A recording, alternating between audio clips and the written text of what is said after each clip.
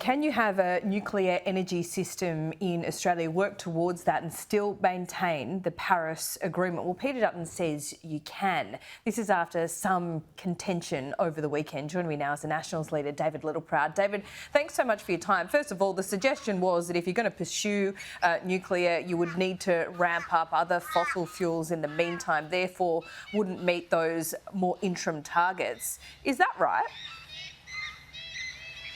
What it means is that we will have interim targets along the way to 2050, but we won't have a linear pathway in which the government does. And in fact, the government, even because they're going to fall short of getting to their 82% renewables by 2030, has already admitted they're going to need a lot more gas, a whole lot more gas to firm up our energy grid to get their all renewables approach. So what you need to make sure is that you don't put pressure on the economy. You have a sensible solution in the transition.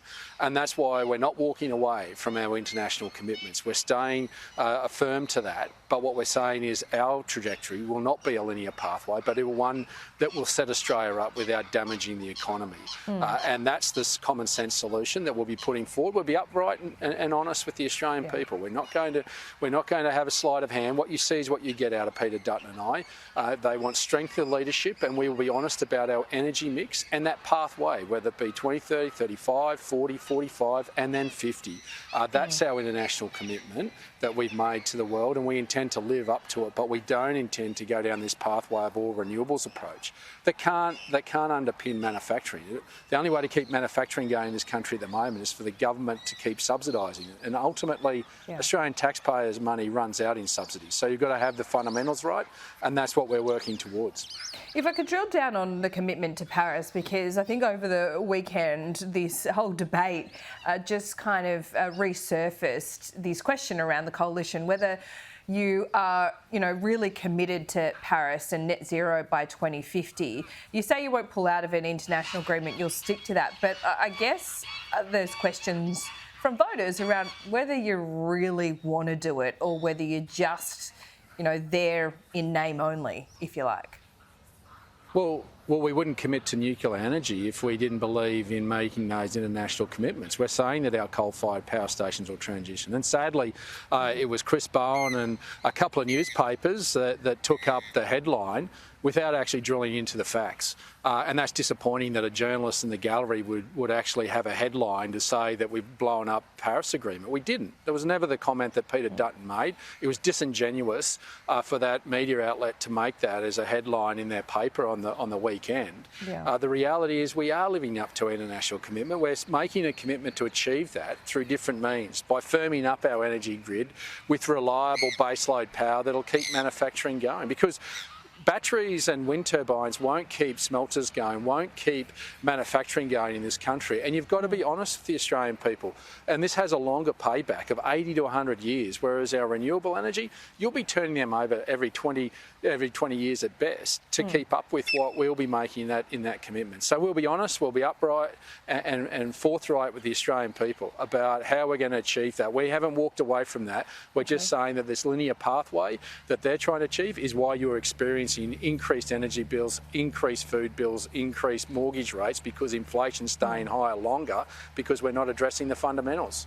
If we could sound that honesty note for a moment, David, I think if I could play devil's advocate here, that journalist has looked at, how long it would take nuclear to ramp up in Australia and, say obviously, well, something's got to fulfil that commitment. So even if you say in the long term nuclear would bring down emissions, in their short term, would there be a spike under this plan? No, what we're saying is that we won't have a linear pathway. There will be a ramp up at the end in us achieving that goal of net zero by 2050. So what we're saying is we need to do it what's in the best interest of Australia, not what's in the best interest of Mike Cannon-Brookes and Holmes Accord, who might have big investment in renewable projects. I mean, they come to this with self-interest. What you're going to see in our energy policy is one that has a mix of renewables with gas and carbon capture storage, which is zero emissions, and the Biden administration Administration has pumped $1.2 billion into carbon capture storage. We'll need to do that as well. And then what we want to do is transition those coal-fired power stations, some of those, across to a nuclear power plant. That's the common sense solution. Yeah. We'll be upfront and honest about our energy mix, and we've got 12 months to election, and you'll see that well before the next election in terms of what we're proposing and our commitment to meeting our international treaty that we've signed up. Because if we don't, your interest rate could be up as high as 3% extra, and you could see a tariffs put on our commodities. And for our farmers, we don't want to see that, but we think there's a sensible solution in achieving it. We just don't need to achieve it by 2030, which is what this mob's trying to do. Sure.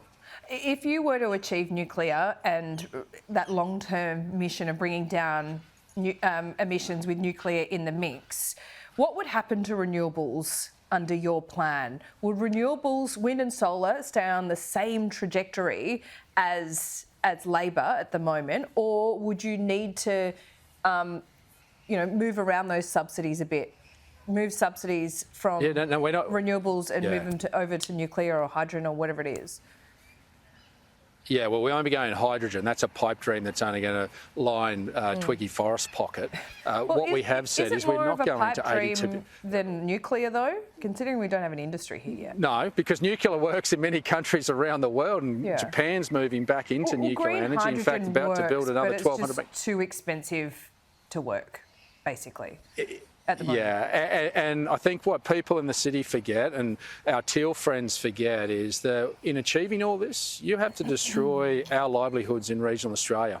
They want to put their head on a pillow in Wentworth and Warringah and say, yeah, regional Australia can bear all this, but they forget about the prime agricultural land that's been ripped up, people's livelihoods that have been taken away, but they also forget the natural environment that's been destroyed. Now, if they want wind turbines in their backyards, good luck to them. Okay. But we've got to be honest about this, and we can achieve this, but there is a place for renewables, and I believe the best place for renewables that on an environment it can't destroy, which is on rooftops, where the concentration of power and the concentration of population is. So there will be a renewables mix as part of our grid, but we won't be going to an all-renewables approach, and we won't be going to 82% renewables because we're going to have to keep subsidising manufacturing and keep it alive in this country, and Australians can't afford that.